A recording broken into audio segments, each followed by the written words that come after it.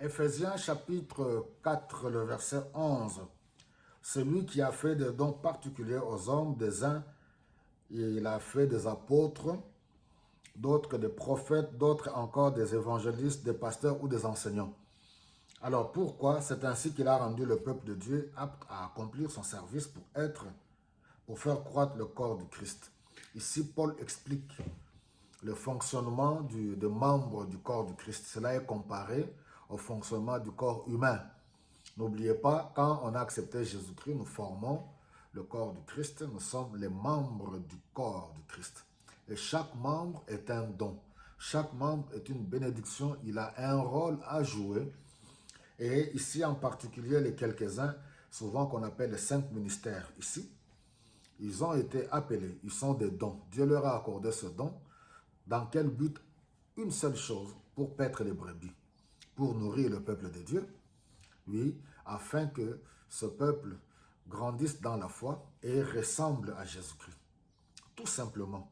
Alors, qu'est-ce qui fait qu'aujourd'hui, c'est vrai, c'est tout un processus, mais nous devons quand même, certaines choses doivent nous interpeller dans notre époque. Qu'est-ce qui fait qu'aujourd'hui, nous ne sommes plus tellement à l'image de Jésus-Christ par rapport à notre vie d'aujourd'hui? Il y a un souci, ou du côté des dons, ou de ceux qui doivent en bénéficier, que l'Esprit de Dieu nous aide. Alléluia, nous aide réellement dans ce temps-ci. Nous vivons à une époque particulière. Depuis la Pentecôte, le Saint-Esprit est descendu. Nous devons profiter, nous reconsacrer au Seigneur.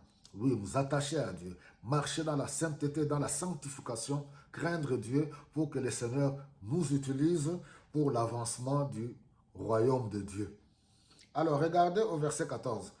Si nous n'arrivons pas à atteindre ces buts et ces objectifs, alors nous ne serons plus des enfants emportés par des vagues. Si nous n'avons pas des adultes spirituels, si nous n'aidons pas le peuple de Dieu à atteindre la maturité, c'est-à-dire nous avons encore des bébés spirituels.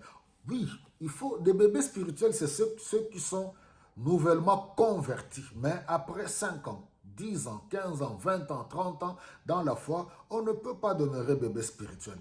On ne peut pas être dans la confusion, on est dans les choses de Dieu et puis on est dans les choses du monde.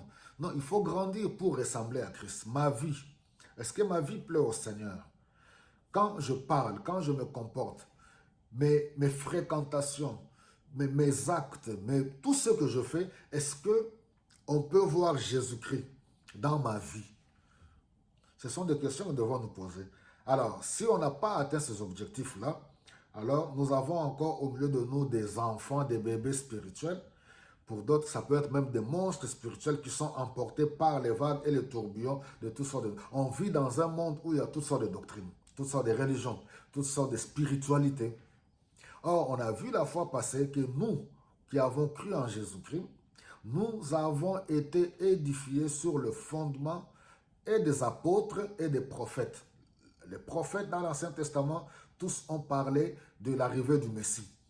Les apôtres ont parlé de Jésus-Christ. Et Jésus-Christ lui-même, la pierre angulaire.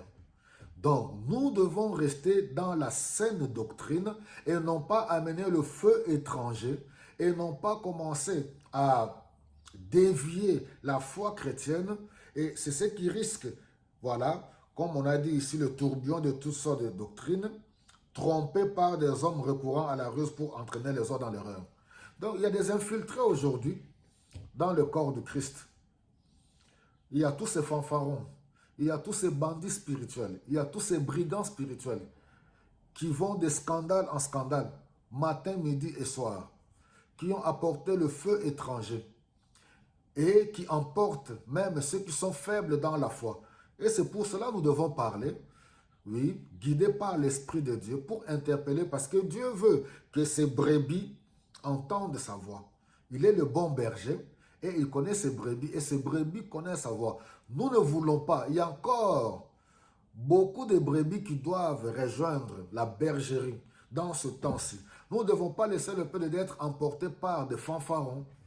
Et là, j'aimerais encore interpeller nos frères qui se disent chantres du Seigneur. Vous avez quelque chose de particulier, vous avez des dons. Que le Seigneur vous aide à édifier le corps du Christ. Parce que la musique, la louange, l'adoration attire beaucoup la jeunesse. Vous et nous devons tous être des modèles. Alléluia. Nous devons être des modèles pour que le nom du Seigneur Jésus-Christ ne soit pas traîné dans la boue. Voilà, mes bien-aimés, que le Seigneur nous aide par le Saint-Esprit de marcher dans l'unité, d'être utiles, d'être ces dons qui plaisent réellement au Seigneur, de ne pas œuvrer pour nos propres intérêts, mais d'œuvrer pour l'avancement de l'œuvre du Seigneur, pour l'avancement du royaume de Dieu. Que le Saint-Esprit nous remplisse, qu'il nous aide. Nous voulons voir le peuple de Dieu grandir dans la foi. Sortez de l'instabilité. Arrêtez d'être versatile. Arrêtez d'être superficiel. Grandissez dans la foi, dans l'étude et la méditation de la parole de Dieu, en marchant dans la crainte de Dieu. Alléluia. Vivre loin de la compromission. On est dans un monde compromis. Les choses de Dieu doivent être les choses de Dieu. Les choses du monde, les choses du monde. Que le Seigneur vous bénisse abondamment.